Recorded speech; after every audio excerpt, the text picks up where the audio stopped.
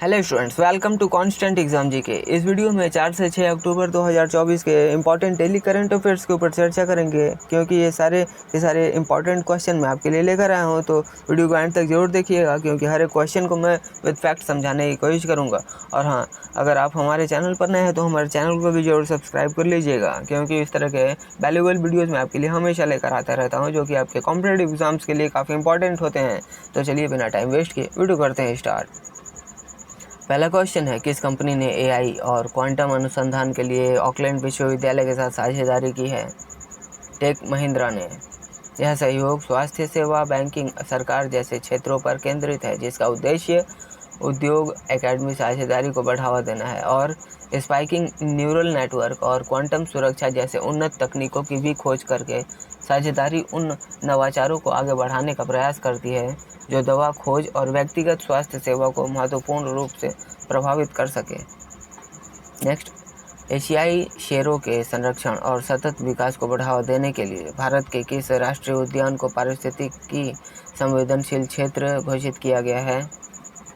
गिर राष्ट्रीय उद्यान को।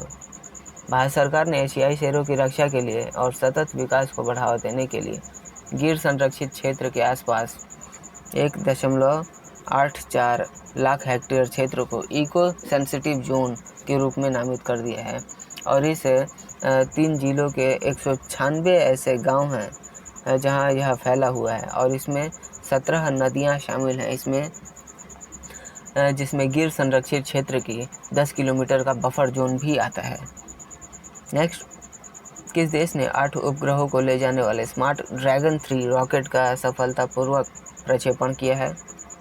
चीन ने शेडोंग प्रांत के हयांग के निकट एक अपतटीय मंच से स्मार्ट ड्रैगन 3 रॉकेट को सफलतापूर्वक प्रक्षेपित किया है, और इस मिशन ने तियानी 41 सहित 8 उपग्रहों को उनकी निर्यात अनिर्धारित कक्षाओं में स्थापित किया है, जो अंतरिक्ष प्रौद्योगिकी में चीन की बढ़ती हुई क्षमताओं को भी दर्शाता है। किस देश का सोयूज MS-25 अंतरिक्ष यान सितंबर 2024 में अंतर्राष्ट्रीय अंतरिक्ष स्टेशन से अपने चालक दल को सुरक्षित वापस ले आएगा? रूस के सोयूज MS-25 अंतरिक्ष यान ने 23 सितंबर 2024 को 2 रूसी अंतरिक्ष यात्रियों को ओलेग कोनोनेंको और निकोलाई चुब और नासा के अंतरिक्ष यात्री ट्रेसी डायसन को सफलतापूर्वक पृथ्वी पर वापस लाया था।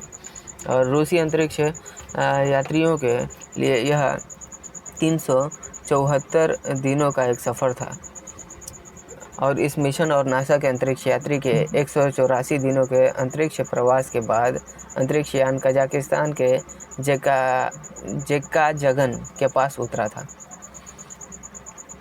भारत में घरेलू हिंसा से महिलाओं का संरक्षण अधिनियम किस वर्ष लागू किया गया था?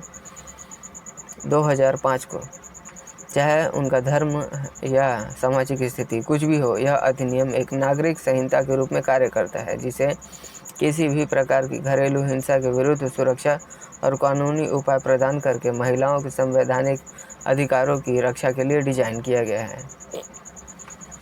ग्लोबल इनोवेशन इंडेक्स 2024 में भारत की रैंकिंग क्या है? भारत 39वें स्थान पे है, और यह 133 देशों की सूची में भारत 39वें स्थान पर आया है, जो कि 2015 में भारत का स्थान 81वां स्थान हुआ करता था, और इसमें उल्लेखनीय सुधार आया है। यह उपलब्धि भारत के संपन्न नवाचार पारिस्थितिकी तंत्र के कारण, जिसे उद्यमी, स्टार्टअप और सार्वजनिक निजी भागीदारी द्वारा बढ़ावा दिया गया है। इसके अतिरिक्त भारत मध्य और दक्षिण एशिया में प्रथम स्थान पर, निम्न मध्यम आय वाली अर्थव्यवस्था में प्रथम स्थान पर आया है। नेक्स्ट, ग्लोबल एरोस्पेस शिखर सम्मेलन का 7वां संस्करण कहाँ आयोजित किया गया? अबू धाबी में। भारतीय प्रतिभूति बाजार में विदेशी निवेशकों के अनुभव को बढ़ाने के लिए सेबी ने क्या पहल शुरू की है? FPI आउटरीच सेल शुरू की है। नेक्स्ट, आयुष मंत्री प्रतापराव जाधव द्वारा घोषित 9वें आयुर्वेद दिवस का विषय क्या है? वैश्विक स्वास्थ्य के लिए आयुर्वेद नवाचार। जी हाँ, ताकि स्वास्थ्य सेवा में आयुर्वेद के लाभों के बारे में जागरूकता बढ़ाई जा सके। 2016 से यह कार्यक्रम हर साल स्वास्थ्य और तंदुरुस्ती में आयुर्वेद के योगदान और अभिनव प्रथाओं के माध्यम से वैश्विक स्वास्थ्य चुनौतियों का समाधान करने के इसकी क्षमता को उजागर करता है। मणिपुर के किस गांव को 2024 के सर्वश्रेष्ठ विरासत पर्यटन गांव का खिताब दिया गया है? एंड्रो। सर्दियों में पुरानी अग्नि पूजा अनुष्ठानों सहित अपनी अनूठी सांस्कृतिक परंपराओं के लिए जाना जाने वाला यह गांव दुनिया भर से पर्यटकों को आकर्षित करता है।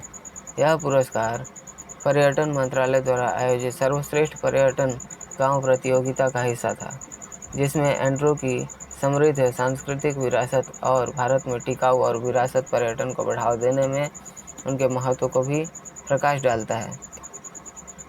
लिबरल डेमोक्रेटिक पार्टी के नेतृत्व के लिए मतदान जीतने के बाद जापान का अगला प्रधानमंत्री कौन बनेगा? Option 2 Shigeru Ishiba.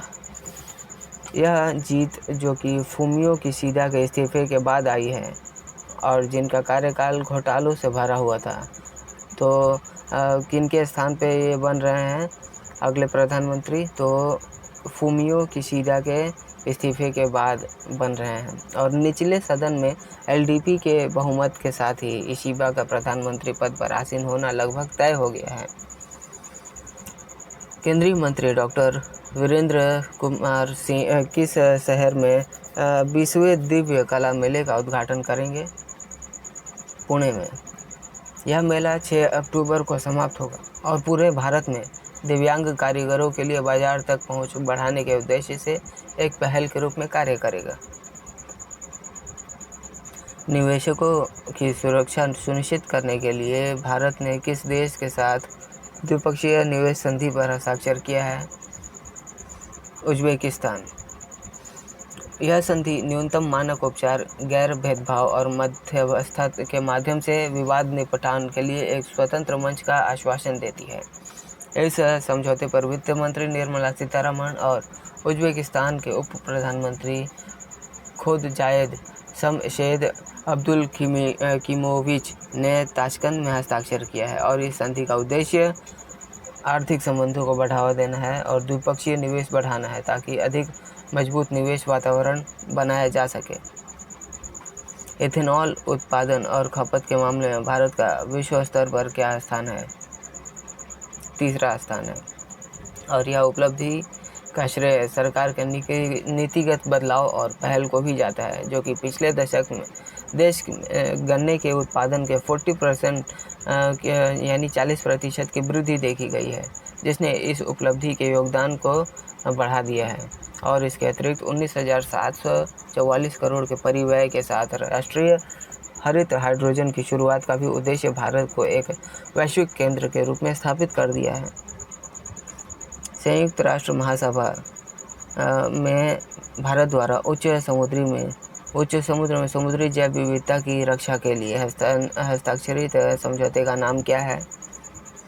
राष्ट्रीय अधिकार क्षेत्र से परे जैव विविधता, जिसे उच्च समुद्र कहा जाता है। इसका उद्देश्य समुद्री संसाधनों के निष्पक्ष और न्यायसंगत बंटवारे को सुनिश्चित करते हुए विनाशकारी मछली पकड़ने और प्रदूषण जैसी गतिविधियों को विनियमित करना होगा। हाल ही में किस देश ने संयुक्त राज्य अमेरिका के नेतृत्व में एक सहयोगात्मक प्रयास मिनरल सिक्योरिटी फाइनेंस नेटवर्क में अपनी सदस्यता को औपचारिक रूप दिया है? भारत ने। और ऐसे में जो कि यह कदम एक रणनीतिक कदम है। MSFN 2022 में अमेरिका द्वारा शुरू की गई थी यह खनिज सुरक्षा साझेदारी और इसका एक विस्तार है जिसमें भारत जून 2023 में शामिल हुआ था। और इस गठबंधन का उद्देश्य महत्वपूर्ण खनिजों के लिए चीन जैसे देशों पर निर्भरता को कम करना है। किस देश में आयोजित ISS F जूनियर विश्व चैंपियनशिप में भारतीय निशानेबाजी टीम ने स्वर्ण पदक जीता है? Option 3 Peru. माओ नागा जनजाति मुख्य रूप से किस भारतीय राज्य में स्थित है? मणिपुर में। DTM में पोल पोजीशन हासिल करने वाले पहले भारतीय कौन बने हैं? अर्जुन मैनी। यह उल्लेखनीय उपलब्धि मैनी के कौशल और दृढ़ संकल्प को एक अत्यधिक प्रतिस्पर्धी रेसिंग माहौल में रेखांकित करती है, जिसमें प्रतिष्ठित टीमों की 20 ऐसे ड्राइवर शामिल हुए थे, जो कि उनकी उपलब्धि और भारतीय मोटर स्पोर्ट्स के लिए एक महत्वपूर्ण मील का पत्थर भी है। और यह अंतर्राष्ट्रीय रेसिंग आयोजनों में भारतीय ड्राइवरों की बढ़ती हुई उपस्थिति को भी उजागर करता है। किस देश में भारतीय TTAP एथलीटों ने WTT यूथ कंटेंडर स्पर्धा में 27 पदक हासिल करते हुए अपना दबदबा कायम रखा है? सऊदी अरब। इसमें सऊदी अरब में आयोजित WTT यूथ कंटेंडर में भारतीय TTAP एथलीटों ने उल्लेखनीय सफलता हासिल की है। उन्होंने विभिन्न श्रेणियों में 6 स्वर्ण, 7 रजत और 14 कांस्य सहित कुल 27 पदक हासिल किए हैं। इस आयोजन में भारतीय पैडलर्स ने अंडर 19 और अंडर 15 दोनों स्पर्धाओं में पोडियम स्थान हासिल किया है। किस राज्य ने अजंता गुफाओं को देखने आने वाले पर्यटकों के लिए इलेक्ट्रिक बस सेवा शुरू की है? महाराष्ट्र ने। महाराष्ट्र ने अजंता गुफाओं को देखने आने वाले पर्यटकों के लिए 20 इलेक्ट्रिक बसों का बेड़ा शुरू किया है, जो यूनेस्को की विश्व धरोहर स्थल है और पर्यावरण के अनुकूल यात्रा को बढ़ावा देने और उनके आगंतुकों के अनुभव को बेहतर बनाने के लिए विश्व पर्यटन दिवस पर इस पहल की शुरुआत की गई है। किस देश ने उस चैंपियनशिप की मेजबानी की जहां काइली मैककाउन ने 100 मीटर शॉर्ट कोर्ट बैकस्ट्रोक विश्व रिकॉर्ड तोड़ा है? Option 3 Australia. अंतर्राष्ट्रीय IP सूचकांक 2024 में भारत का स्थान क्या है? राइट आंसर ऑप्शन 1 42वां स्थान है। अंतर्राष्ट्रीय IP सूचकांक 2024 में भारत 42वें स्थान पर आया है, जो 2022 से यह अपरिवर्तित बना हुआ है। और यह सूचकांक विभिन्न अर्थव्यवस्थाओं में बौद्धिक संपदा पर्यावरण का मूल्यांकन करता है और देशों को उनके नवाचार और रचनात्मकता पारिस्थितिकी तंत्र को बेहतर बनाने के लिए एक रोड मैप भी प्रदान करता है। तो स्टूडेंट्स, ये थे आज के हमारे इंपॉर्टेंट करंट अफेयर्स, जो कि आपके एग्ज़ाम्स के लिए काफ़ी इंपॉर्टेंट होंगे। जितने भी कॉम्पिटिटिव एग्ज़ाम्स हैं उनसे उसके रिलेटेड ही मैं आपके लिए कॉम्पिटिटिव एग्ज़ाम्स के रिलेटेड जितने भी इम्पॉर्टेंट और सेलेक्टिव क्वेश्चंस हैं उन सभी को मैं इस वीडियो में कवर किया हूँ। तो आशा करता हूँ आप सभी ने इन सारे क्वेश्चंस का सही अटैम्प्ट किया होगा और आपने कितने क्वेश्चन सही किया आप हमें कमेंट करके भी बताइएगा। और वीडियो पसंद आई है तो वीडियो पर एक लाइक ज़रूर करिएगा और उन लोगों को ज़रूर शेयर करिएगा जो कॉम्पिटिटिव एग्ज़ाम्स की तैयारी करते हैं, क्योंकि हर एक कॉम्पिटिटिव एग्ज़ाम्स में करंट अफेयर्स एक ऐसा टॉपिक है जहाँ से आपको क्वेश्चन बनना देखने को मिलेंगे ही मिलेंगे। तो ये काफ़ी इंपॉर्टेंट टॉपिक भी हो जाता है। और अगर आप हमारे चैनल पर नए हैं तो हमारे चैनल को भी ज़रूर सब्सक्राइब कर लीजिएगा, क्योंकि इस तरह के वैल्यूएबल वीडियोस मैं आपके लिए हमेशा लेकर आता रहता हूं। और अगर आप हमारे पिछले वीडियोस को भी देखना चाहते हैं तो हमारे पिछले वीडियोस को देखने के लिए आप हमारे चैनल पर चेकआउट कर सकते हैं, जहां मैंने डिफरेंट टॉपिक्स के ऊपर प्लेलिस्ट बना रखी है।